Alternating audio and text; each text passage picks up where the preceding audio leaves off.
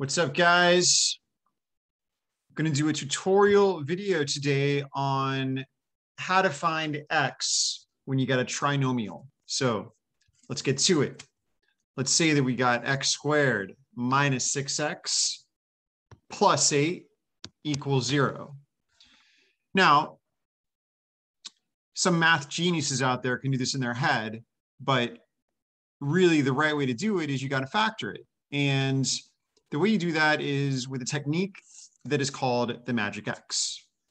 So what we do is we take, this is 1x squared. So we take the first and the last coefficient, so we multiply them, and that goes on top. So we got 8 up there. And we take the middle coefficient, which is -6, and that goes on the bottom. So what we got to do is find two numbers that multiply to the top, or 8, and that add to the bottom, which is -6. Now, when you do these, you want to focus on the top. You want to get all the combinations that multiply to 8. So we got 1 and 8, and we got 2 and 4, and that's basically it. And these are all plus or minus.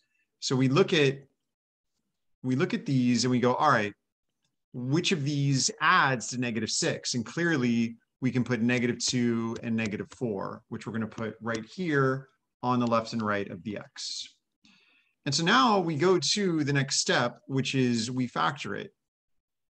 And so anytime you're factoring a trinomial, you are going to do it with, it's going to convert into 2 parentheses.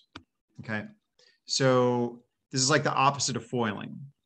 And we know that we're going to have an x here and an x here because we know x times x is going to be x squared.